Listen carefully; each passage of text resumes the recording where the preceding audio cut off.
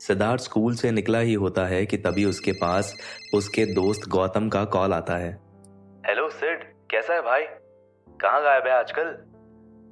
आजा मिलते हैं अपने अड्डे पर।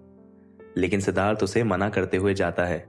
नहीं भाई, नहीं भाई, मेरा मूड नहीं है, फिर कभी मिलते हैं। पर गौतम सिद्धार्थ को फोर्स करते हुए कहता है, सिड आ जाना भाई, कुछ जरूरी काम है, हम वहीं तेरा इंतजार कर रहे हैं, देर मत करियो। और इससे पहले कि सिद्धार्थ कुछ बोल पाता, गौतम फोन काट देता है। थोड़ी देर बाद सिद्धार्थ कैफे के सामने पहुंचता ही है कि तभी उसे एक आवाज आती है। हेलो सिड। वो आवाज सुनकर सिद्धार्थ पीछे मुड़कर देखता है तो वहां आशी खड़ी होती है। कैसे हो तुम? ओह हाय आशी, मैं ठीक हूं, तुम बताओ। सिद्धार्थ ने जवाब दिया। तभी सिद्धार्थ को स्कूल यूनिफॉर्म में देखकर आशी बोली, लगता है तुम्हारा एडमिशन किसी अच्छे स्कूल में हो गया है। सिड, मैं तुम्हारे लिए बहुत खुश हूं। कम से कम अब तुम एंट्रेंस एग्जाम में बैठ सकते हो। हाँ वो मैं सिद्धार्थ कह ही रहा होता है कि तभी उसे कोई पुकारता है। अरे सिड। वो आवाज सुनकर सिद्धार्थ ने उस तरफ देखा जहां से वो आवाज आई होती है। उस ओर देखते ही उसे कैफे की तरफ आते हुए दो लड़के दिखाई देते हैं। उनमें से एक लड़का करीब 6 फुट लंबा है और वो सिद्धार्थ की तरफ देखकर अपना हाथ हवा में हिला रहा है। और उसे देखते ही सिद्धार्थ के चेहरे पर एक मुस्कान आ गई। जिस लड़के ने सिद्धार्थ को पुकारा है उसका नाम गौतम है और उसके साथ चिराग खड़ा है। वो तीनों बचपन से ही एक साथ स्कूल में पढ़ते थे। सिद्धार्थ और गौतम एक ही क्लास में पढ़ते थे, जबकि चिराग उनके क्लास के दूसरे सेक्शन में पढ़ता था। जब से सिद्धार्थ दिल्ली में आया है तब से उन तीनों ने हर चीज एक साथ की है। वो हमेशा एक दूसरे के साथ रहे हैं और दिखने में वो तीनों काफी हैंडसम और लंबे चौड़े हैं। चिराग सीधा सिद्धार्थ के पास आया और धीरे से उसके कंधे पर मारते हुए कहा, और भाई सिड, क्या हाल चाल? मैंने सुना है कि उस गंजे वर्मा ने तुझे स्कूल से निकाल दिया। यह सुनकर सिद्धार्थ ने धीरे से अपना सिर हाँ में हिला दिया। सिद्धार्थ का उतरा चेहरा देखकर चिराग का गुस्सा और भी ज्यादा बढ़ गया और उसने कहा, वो कमीना गंजा बुढ़ा, अब तुम कॉलेज में एडमिशन कैसे लोगे? तुम्हारे अच्छे मार्क्स आना बेहद जरूरी है, नहीं तो बहुत प्रॉब्लम्स हो जाएंगी। सिद्धार्थ को अपने दोस्त के चेहरे पर चिंता साफ दिखाई दे रही है, मगर सिद्धार्थ इन सब चीजों के बारे में सोचकर बिल्कुल भी परेशान नहीं है। तुम लोगों को किसी भी चीज के बारे में सोचकर परेशान होने की जरूरत नहीं है। अब मैं ज्योति विद्या पब्लिक स्कूल में पढ़ रहा हूँ। सिद्धार्थ की बात सुनकर वो दोनों हैरान हो गए, मगर जल्द ही उनकी ये हैरानी सुकून में बदल गई। उन्हें इस बात से कोई फर्क नहीं पड़ता कि सिद्धार्थ कौन से स्कूल में पढ़ रहा है। सबसे जरूरी बात तो ये है कि उसकी पढ़ाई पूरी होगी और वो आखिर में कॉलेज में एडमिशन ले पाएगा। इसीलिए इस वक्त उन दोनों के लिए इससे बड़ी गुड न्यूज और कोई नहीं हो सकती। तभी गौतम ने एक चैन की सांस लेते हुए कहा, ये तो बहुत अच्छी बात है यार। सिड, मुझे पूरा यकीन है कि अब सब कुछ अच्छा हो जाएगा। अब बस तू अपने नए स्कूल में अच्छे से पढ़ाई करना। हम भी उस गंजे वर्मा को बता देंगे कि हम लोग कौन हैं। आज के बाद वो तुम्हारे सामने खड़े होने की हिम्मत भी नहीं कर पाएगा। चलो अभी ये सब छोड़ो और चलो अंदर चलकर कुछ खा लेते हैं, मुझे बहुत तेज भूख लगी है। चिराग की बात सुनकर सभी कैफे में चले गए, लेकिन वो लोग अभी अंदर घुसे भी नहीं होते कि तभी उनकी नजर आशी पे पड़ती है, जो अपने हाथ में कुछ पेपर लिए वहीं खड़ी होती है। ये देखकर गौतम और चिराग ने मुस्कुराकर उसे हेलो बोला। तभी आशी ने अपने पेपर्स को संभालते हुए कहा, अच्छा चिराग और गौतम, क्या तुम दोनों इन पेपर्स को रिव्यू करने में मेरी मदद कर सकते हो? मगर इन पेपर्स में है क्या? गौतम ने उन्हें घूरते हुए पूछा। वो दरअसल कुछ मॉक टेस्ट हैं जो मुझे सर ने दिए हैं। उन्होंने कहा है कि इसमें सारे इंपॉर्टेंट सवाल हैं जिन्हें मैं अच्छे से पढ़ना चाहती हूँ, आशी ने जवाब दिया। तभी सिद्धार्थ ने आशी के हाथ में पकड़े हुए पेपर्स की तरफ देखकर कहा, आशी, क्या तुम मुझे इन पेपर्स की कुछ कॉपी दे सकती हो? उनकी बात सुनकर आशी थोड़ा सा चौंक गई और उसके सुंदर से चेहरे पर वो हैरानी साफ दिखाई दे रही है। उसे समझ नहीं आया कि आखिर सिद्धार्थ को ये पेपर क्यों रिव्यू करने हैं। वो बेशक सब लोगों की बहुत मदद करता है, मगर उसे तो पढ़ना बिल्कुल भी अच्छा नहीं लगता। वो लोग वहां पर खड़े हुए बातें कर रहे होते हैं कि तभी आशी और सिद्धार्थ को अपने बाकी दोनों दोस्तों से थोड़ा अलग हटकर खड़े होकर उन पेपर्स को डिस्कस करने में लगे हैं। लेकिन जब वो अपने पेपर्स डिस्कस करके कैफे में जाने लगे तो सिद्धार्थ ने देखा कि राज और रुचि उसी तरफ आ रहे हैं। रुचि ने हमेशा की तरह अपने नॉर्मल सी स्कूल यूनिफॉर्म को काफी फैशनेबल बनाया हुआ है और राज का एक हाथ उसकी कमर पर है। राज और रुचि दोनों जैसे ही थोड़ा आगे आए और उन्होंने सिद्धार्थ को देखा तो उनके कदम उसी जगह रुक गए। उन्हें अपनी आंखों पर यकीन नहीं हो रहा था कि उनके सामने सच में सिद्धार्थ खड़ा है। उसे देखकर रुचि की आंखें खुली की खुली रह गई और राज ने अपने सनग्लासेस उतार दिए। उन दोनों को ऐसा लग रहा है जैसे किसी ने उनके पैरों तले जमीन खींच ली हो। उन्हें समझ में नहीं आ रहा होता कि आखिर सिद्धार्थ सही सलामत उनकी आंखों के सामने कैसे खड़ा है। उन्होंने तो उसे जान से मारकर तालाब में फेंकवा दिया था, तो फिर आखिर ये सब कैसे मुमकिन हो सकता है।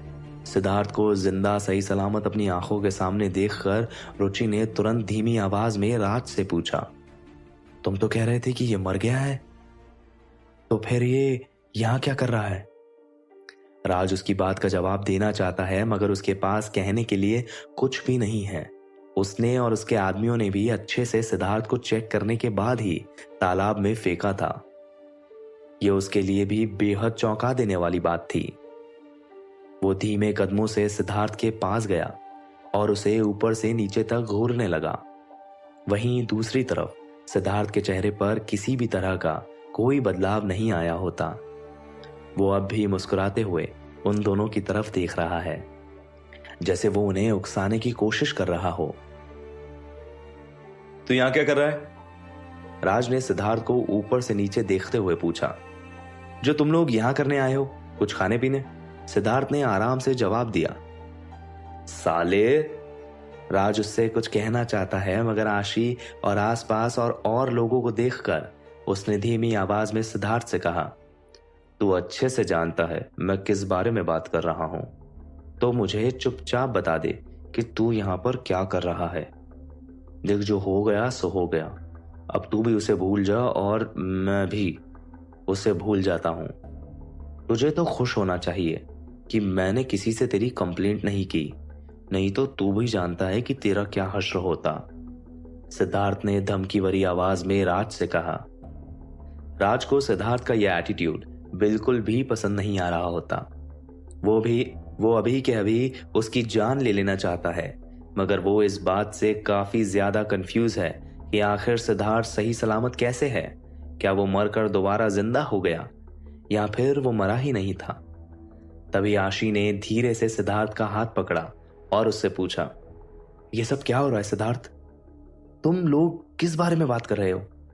आशी हमेशा से जानती थी कि रुचि सिद्धार्थ के लिए ठीक नहीं है, मगर उसने कभी भी किसी से कुछ नहीं कहा।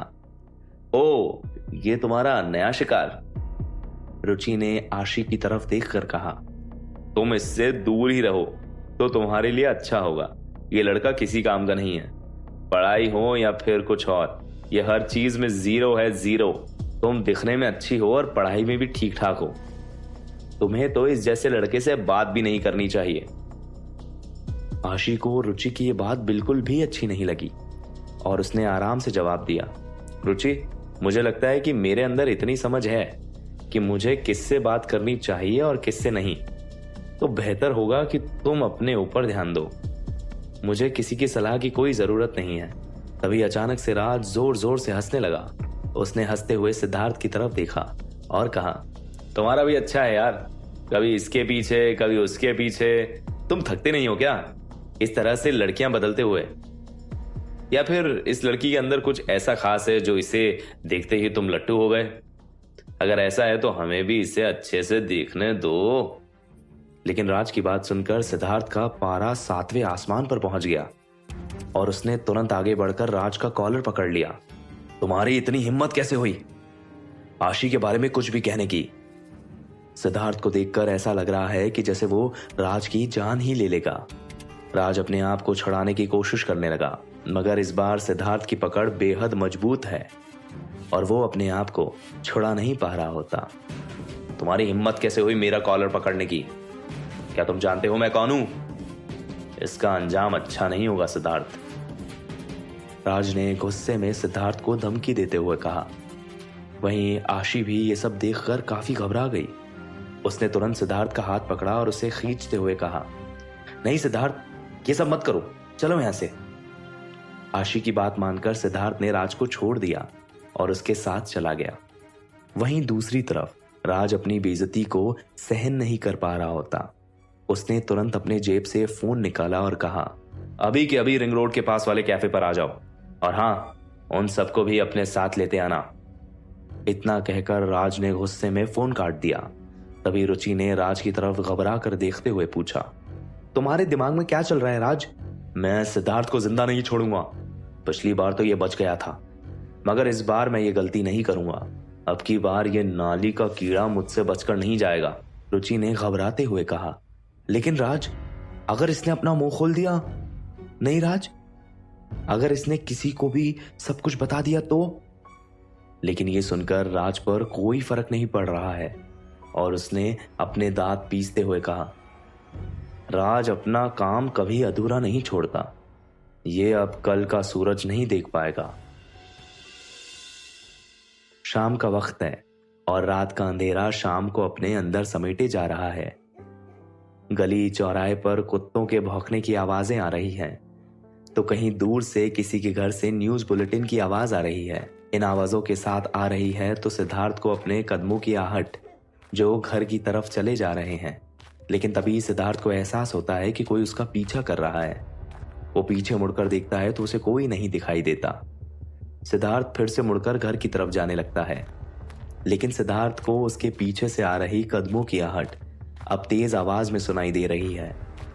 तभी सिद्धार्थ रुक जाता है और धीरे धीरे पीछे मुड़कर देखने लगता है, लेकिन इस बार भी वहां कोई नहीं होता।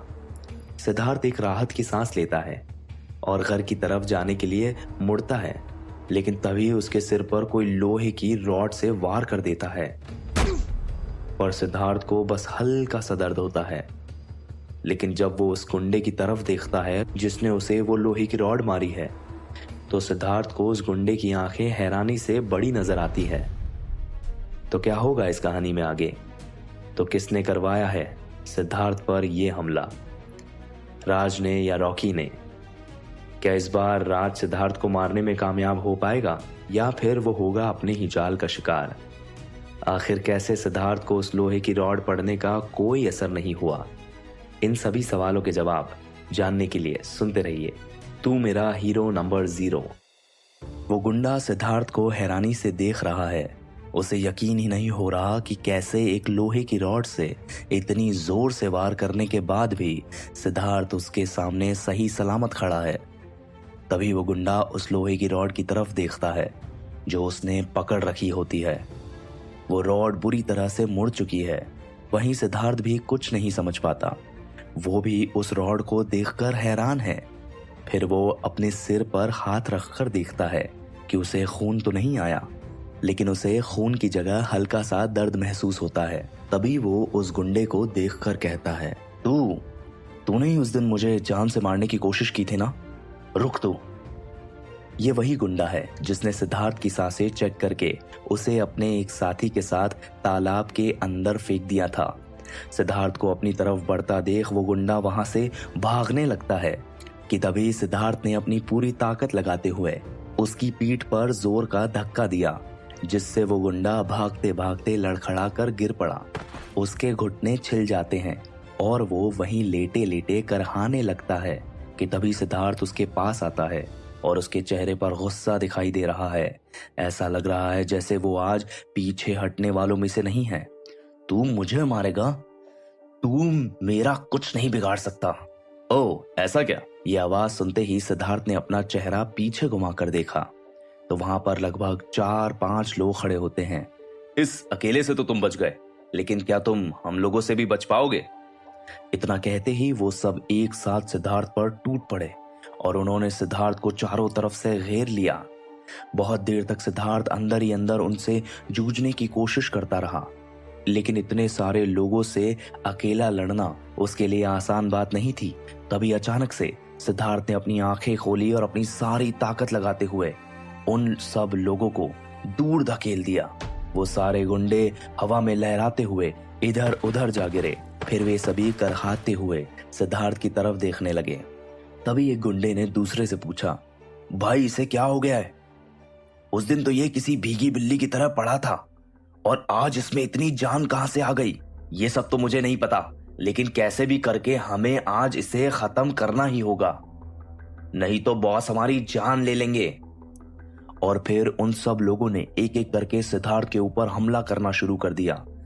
तभी एक गुंडे ने अपने हाथ में पकड़ी एक बड़ी सी कुल्हाड़ी को घुमाते हुए सिद्धार्थ की तरफ फेंक दिया।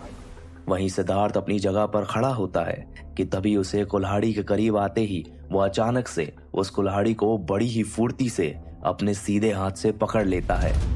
ये देखते ही वो गुंडा एकदम चौंक गया और हैरानी से उसकी आंखें बड़ी हो गई। वो गुंडा वहां से भागने लगा, लेकिन उसे भागता देख सिद्धार्थ ने वो कुल्हाड़ी उसकी तरफ फेंक दी और वो गुंडा उस कुल्हाड़ी को अपने पास आता देख और तेजी से भागने लगा। लेकिन तभी वो कुल्हाड़ी सीधे सामने बनी दीवार पर जा लगी और उस कुल्हाड़ी को देखते देखते वो गुंडा भी सड़क पर लगे खंबे से जा टकराया और उसके तोते उड़ गए।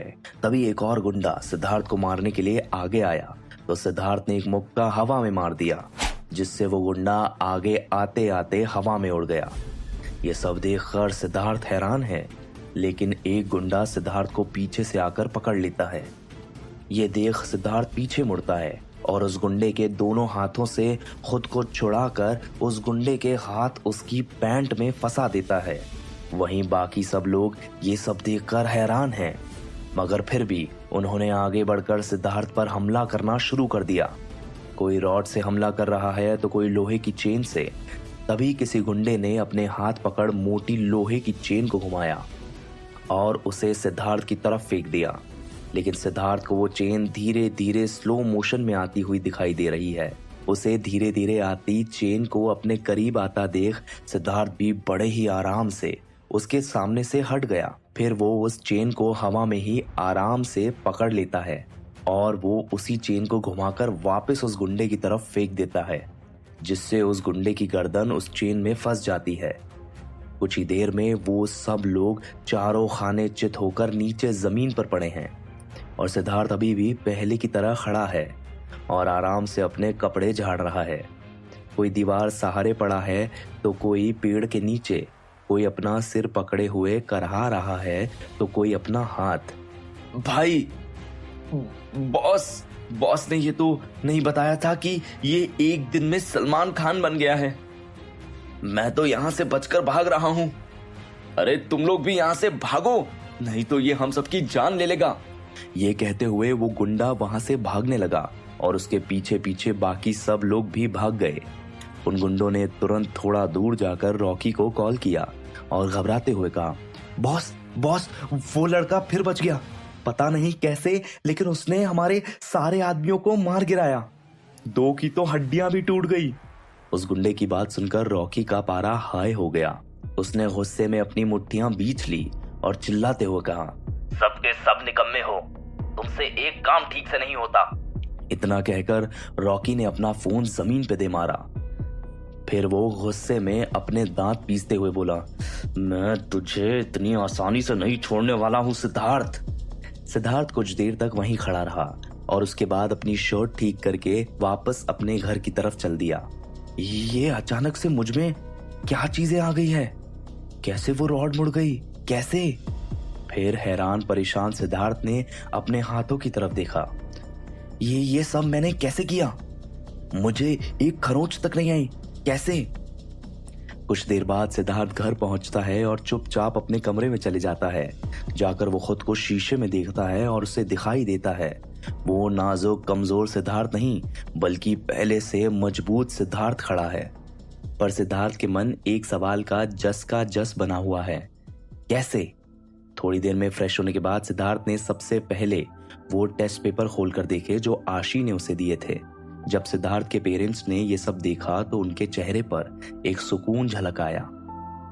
अब बाबू इतनी मेहनत से मन लगाकर पढ़ाई करत है, चलो बढ़िया है। स्कूल से निकाले जाने से ये लड़का के अंदर कुछ सुधार तो आवा। सिद्धार्थ की माँ सुनीता इस वक्त अपने बेटे के लिए बेहद खुश है। तभी बसंत ने उनकी बात सुनते हुए कहा, ई देखा कैसन गल हुए जा रही है अपना लड़का को देखकर। अरे गुड़िया की माँ, ई सब इसका 2 दिन का नाटक है। अगर ई बार इसने कुछ गड़बड़ की तो हम इसकी हड्डी पसली तोड़ दे। बड़ी मिन्नतों से दूसरे स्कूल में एडमिशन करवाया है, वरना पढ़े होते बेकार। उसकी बात सुनीता को बिल्कुल अच्छी नहीं लगी और उन्होंने थोड़ा चिढ़कर कहा, गुड़िया के पापा, बाबू चाहे कुछ भी कर ले, लेकिन तुमको तो उसके अंदर कमी ही दिखाई देगी। अब हमार बिटवा इतनी मेहनत से पढ़ाई कर रहा है तो इसे मन लगाकर पढ़े दीजिए। अरे तो हम कौन सा ऊके हाथ बांध दिए हैं, हम भी तो मेहनत ही करत हैं ई की पढ़ाई के लिए। अगर वो यही तरह से पढ़त रहे तो धीरे धीरे सब कुछ ठीक हो जाए। और हमका मालूम है कि ई कम से कम किसी आसपास के कॉलेज में तो एडमिशन ले ही लेगा। हाँ, लेकिन अगर ई अपना स्कूल भी पास नहीं कर पाए तो हम ई का अपने साथ लगा ले। बसंत भी सिद्धार्थ को इस तरह से पढ़ते हुए देखकर थोड़ा खुश है, लेकिन उन्हें नहीं पता कि कब तक इसी तरह से पढ़ता रहेगा। अच्छे से पढ़ने के लिए सिद्धार्थ के पास सिर्फ कुछ ही महीने का समय है।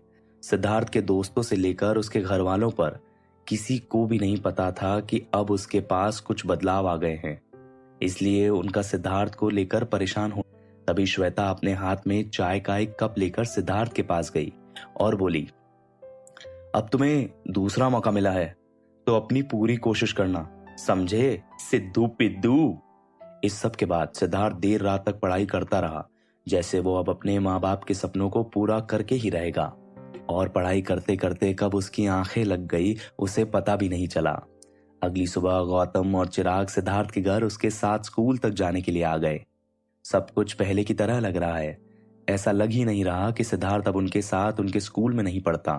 वो तीनों ज्योति विद्या पब्लिक स्कूल के गेट पर अलग अलग हो गए और सिद्धार्थ अकेले स्कूल के अंदर चला गया।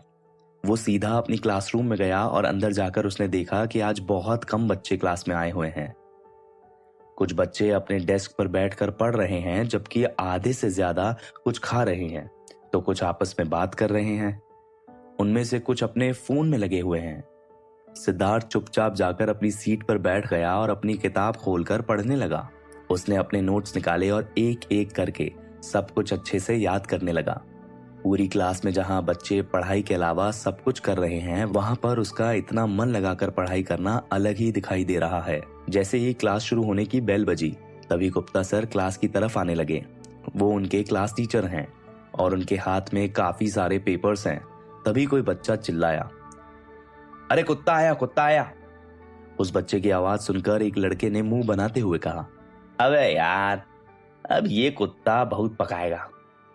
इतने में गुप्ता सर क्लास में आए और टीचर्स टेबल पर वो पेपर्स रखते हुए बोले, चलो बच्चों, शांति से बैठ जाओ, आज तुम्हारा सरप्राइज टेस्ट होने वाला है। ये सुनकर सारे बच्चों का मुंह उतर गया। अरे यार, सारा मूड खराब कर दिया। ये गुप्ता भी ना चिरांद है एकदम। एक लड़का धीरे से बोला, ओए मोहित सुनना, चल निकलते हैं इधर से। फिर जैसे ही मिस्टर गुप्ता ब्लैक बोर्ड पर डेट लिखने के लिए मुड़ते हैं, कुछ बच्चे चुपचाप पीछे वाले गेट से तो कुछ खिड़की से ही कूदकर क्लासरूम से बाहर भाग जाते हैं।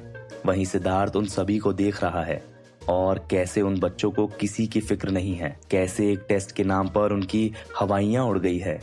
तभी मिस्टर गुप्ता क्लास की तरफ मुड़े तो कुछ बच्चों को बाहर जाता देख उन्होंने डांटते हुए कहा, कहाँ जा रहे हो, तुम बैठो। वो सर, मैं टॉयलेट जा रहा था। वो बच्चा बहाना बनाते हुए बोला, खूब अच्छे से समझता हूँ तुम्हारी चालाकियां। टेस्ट का नाम लिया नहीं कि इनका सूसू निकल आता है। बैठो चुपचाप से अपनी सीट पर, टेस्ट के बाद चले जाना। गुप्ता सर ने उस बच्चे को डांट कर बैठने पर मजबूर कर दिया। उसके बाद उन्होंने सबके टेस्ट पेपर बांटने शुरू किए। तभी बच्चों के बीच शोर बेहद बढ़ गया। सभी लोग शिकायत करने लगे कि किसी का भी टेस्ट देने का बिल्कुल मन नहीं है। अरे यार, अभी तो एग्जाम में 6 महीने बाकी हैं, तो फिर अभी ये टेस्ट क्यों लिए जा रहे हैं? अभी मेरा गेम भी खत्म नहीं हुआ था। वहीं अपने क्लास के बाकी बच्चों से पूरी तरह अलग सिद्धार्थ काफी ज्यादा एक्साइटेड है। उसने पिछले कुछ दिनों में अपने आप को एग्जाम के लिए काफी अच्छे से तैयार कर लिया है और अब आखिरकार उसके पास मौका है कि वो अपनी तैयारी को और भी निखार सके। सिद्धार्थ किसी भी टेस्ट में अपना सब कुछ झोंक देने के लिए तैयार है, फिर चाहे वो एक क्लास टेस्ट ही क्यों ना हो। जैसे ही टेस्ट शुरू हुआ, सिद्धार्थ बहुत ध्यान से अपना टेस्ट पेपर करने लगा। वो अपना सारा ध्यान हर एक क्वेश्चन पर लगा रहा है ताकि उससे कोई सवाल छूट न जाए। उसने नोटिस भी नहीं किया कि समय बीतता जा रहा है। जैसे ही उसने अपना आखिरी सवाल किया, तभी टेस्ट खत्म होने की बेल बज गई। फिर मिस्टर गुप्ता ने सारे टेस्ट पेपर इकट्ठा किए और क्लासरूम से जाने लगे। वहीं सिद्धार्थ उन्हें क्लासरूम से बाहर जाते हुए देखने लगा। उसे जल्दी से जल्दी बस रिजल्ट देखना है कि कब मिस्टर गुप्ता पेपर चेक करेंगे और कब उसे मार्क्स जानने मिलेंगे। मगर गुप्ता सर ने स्टाफ रूम में जाने में कोई जल्दबाजी नहीं दिखाई। गुप्ता सर इंग्लिश पढ़ाते हैं और स्कूल में इंग्लिश को इतनी अहमियत नहीं दी जाती। उन स्टूडेंट्स के तो इंग्लिश की क्लास में सर के ऊपर से एरोप्लेन उड़ जाते हैं। उन बच्चों का इंग्लिश में हाथ इतना तंग है कि उस स्कूल के टॉपर तक के 60 से ज्यादा नंबर नहीं आते, तो बाकियों का तो भगवान ही मालिक है। वहीं स्टाफ रूम के अंदर गुप्ता सर धीरे से खुद से ही बड़बड़ा रहे हैं। अगर इन बच्चों के नंबर इसी तरह से रहे तो ये किसी भी अच्छे कॉलेज में एडमिशन कैसे ले पाएंगे। इनके तो बोर्ड एग्जाम्स पास करने के भी लक्षण नहीं लग रहे हैं। स्कूल खत्म होने से पहले ही गुप्ता सर ने लगभग आधी क्लास के टेस्ट पेपर चेक कर लिए हैं। अब तक उन्होंने जितने भी टेस्ट पेपर चेक किए हैं वो उन्हीं बच्चों के हैं जो हमेशा से इंग्लिश में ठीक ठाक नंबर लाते हैं। मगर इसके बावजूद भी अभी तक के हाईएस्ट मार्क्स सिर्फ 40 ही हैं, और वो भी इस तरह के मामूली टेस्ट में। ये देखकर गुप्ता सर आग बबूला हो गए। ये नालायक मेरा नाम डुबो कर रहेंगे, कुछ को छोड़कर बाकी सारे नकारे हैं। तभी पेपर चेक करते हुए गुप्ता सर की आंखें बड़ी हो गई, जैसे पता नहीं उन्होंने उस पेपर में क्या देख लिया। ये कौन सा स्टूडेंट है? गुप्ता सर ने उस पेपर का पन्ना पलटकर पेपर पर लिखा नाम देखा तो उनके चेहरे की वो हैरानी अचानक से शक में बदल गई। तो क्या होगा इस कहानी में आगे? तू मेरा हीरो नंबर 0।